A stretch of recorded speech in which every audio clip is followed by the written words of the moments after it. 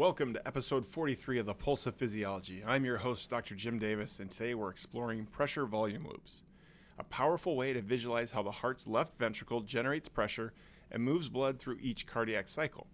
By the end of this episode, you should be able to understand the different phases of a pressure-volume loop, how preload, afterload, and contractility influence ventricular function, and what these changes mean for stroke volume. So let's get started.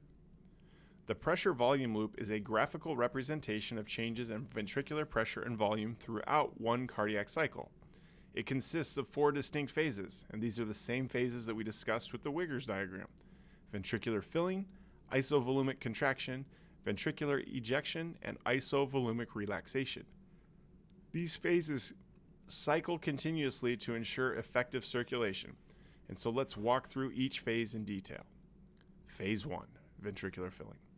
This phase begins at the bottom right of the pressure-volume loop, where the ventricle is at its lowest pressure and volume. And during this phase, the AV valves, so mitral or bicuspid, and the tricuspid are open, which allows blood to flow into the ventricle from the atria. End diastolic volume is reached at the end of filling, representing the maximum amount of blood in the ventricle before contraction. Ventricular pressure remains low because the ventricle is compliant, meaning it can expand to take on more volume, and it's still relaxed. And so just to be sure, ventricular filling is the very bottom horizontal line, and it goes from the left corner to the right corner. Then there's phase 2, isovolumic contraction.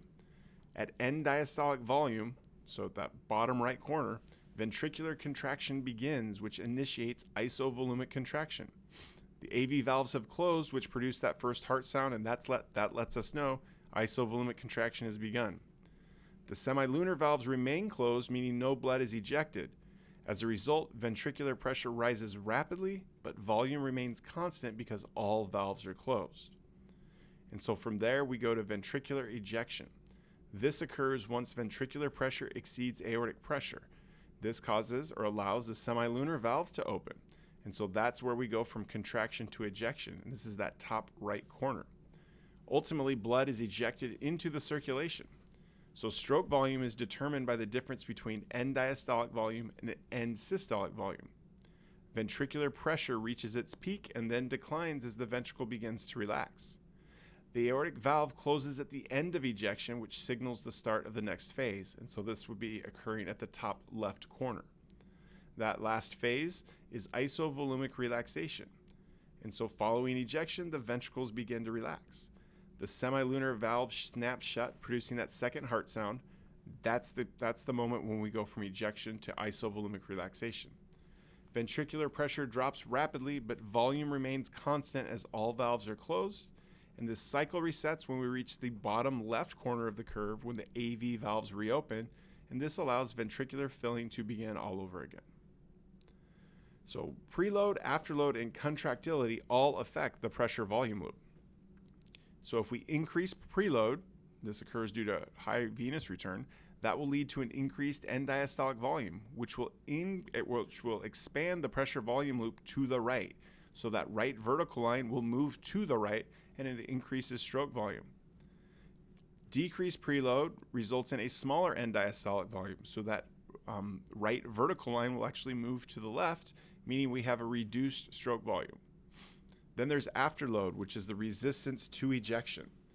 Increased afterload due to higher aortic pressure makes it harder for the ventricle to eject blood, which shifts the pressure volume loop upward and narrows it, ultimately resulting in decreased stroke volume.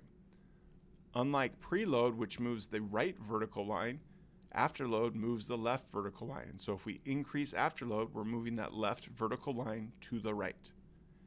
Decreased afterload reduces the work on the heart, which increases stroke volume. And so in this case, decreased stroke volume, the left vertical line will move to the left. And then there's contractility, or the inotropic state of the heart.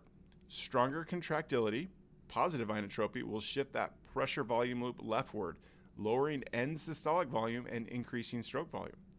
Weaker contractility, or negative inotropy, will increase end systolic volume and lead to a decrease in stroke volume. So let's wrap up with our 4 key takeaways. The pressure-volume loop represents the cardiac cycle through ventricular filling, isovolumic contraction, ejection, and isovolumic relaxation. Preload affects end diastolic volume and stroke volume, with higher venous return leading to increased output. Afterload affects ventricular ejection, where higher aortic pressure reduces stroke volume. And finally, contractility influences end systolic volume, where stronger contractions increase stroke volume. And that's it for episode 43 of the Pulse of Physiology. I hope this episode has clarified how pressure-volume loops illustrate ventricular function and how preload, afterload, and contractility will impact heart performance. Join me next time where we'll explore blood pressure regulation and its importance in circulation. Until then, keep questioning, keep exploring, and stay curious.